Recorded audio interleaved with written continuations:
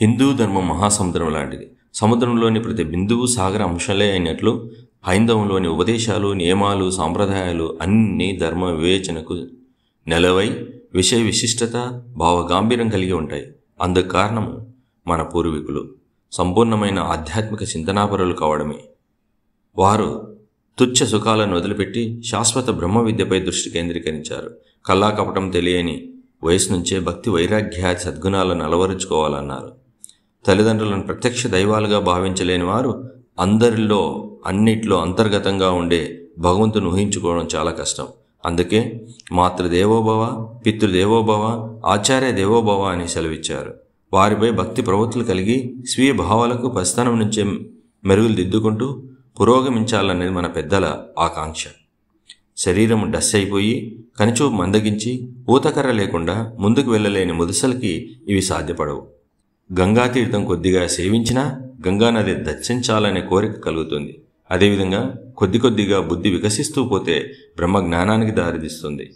కలడంబోది గలడండు గాలిగల దాకా సంబునం అని చెప్పినట్లుగా దిశలన్నీ దేవుడే అయినప్పుడు ఆ ప్రపంచానికి తల్లి, తండ్రి, గురువులను నడయాడే దివ్యపాలు ధ్వజాలుగా భావించడం తప్పు కాదు. ధర్మమూర్తి అయిన దేవవ్రతుడు తండ్రి కోరిక నెరవేర్చేందుకు సింహాసనాన్ని వదులుకోవడమే కాకుండా ఆజన్మ బ్రహ్మచారిగా ఉండిపోతానని శబ్దం చేశాడు. దేవర్షిగణంతో భీష్మ అనిపించుకున్నాడు. శ్రీరాముడి పితృభక్తి, ఏకలవుడి గురుభక్తి అద్వితీయమని అందరికీ తెలిసిందే. మాతృప్రేమ ఉగ్గుపాలతో వస్తుంది. ఈ ప్రేమ భక్తిగా మారినప్పుడు తండ్రి గురువులపై చెప్పకనే భక్తి కలుగుతుంది. మనసును తన ఆధీనంలో పెట్టుకోగలిగినప్పుడు మనిషికి అహంకారం నశిస్తుంది. స్థిరమైన మనసుతో మోక్ష సాధనకు ప్రయత్నించి సాధిస్తాడు. తల్లిదండ్రులను పట్టించుకోకపోవడము, బాధించడము మానవతకే మచ్చ. మమ్మల్ని అడిగి కన్నారా అని నిలదీసే ప్రబుద్ధ బిడ్డలున్న లోకమిది. తల్లిదండ్రులే పిల్లలకు ఉపకార బద్దులుగా ఉండాలని చెప్పే వ్యక్తులు ఉన్నారు. ఇలాంటి విభిన్న ప్రవృత్తులు, సంకుచిత స్వభావాలను పరిపూర్ణంగా అర్థం చేసుకున్న పెద్దలు మానవ పురోగతికి సులభ మార్గాలు చూపించారు. పూజా సమయంలో పత్రము, పుష్పము, ఫలము, తోయము అనే నాలుగింటిలో భక్తిభావంతో ఏ ఒక్కటి సమర్పించినా అది భగవంతునికి చెందుతుంది. ఒకవేళ అవి కూడా లేని పరిస్థితుల్లో కృష్ణార్పణం అని చేతులు జోడించి దండం పెట్టుకోమని ధర్మశాస్త్రాలు చెప్తున్నాయి.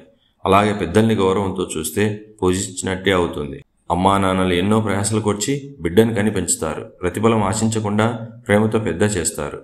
అందుకు ప్రతి వ్యక్తి తల్లిదండ్రుల కృతజ్ఞుడిగా ఉండాలి. పనుల ఒత్తిడి వల్ల ఎల్లవేళలా వారిని సేవించేంత సమయం లేకపోయినా నిండు మనసుతో పాదాభివందనం చేసి ఆశీస్సులు తీసుకుంటే అవి తప్పక ఫలిస్తాయి.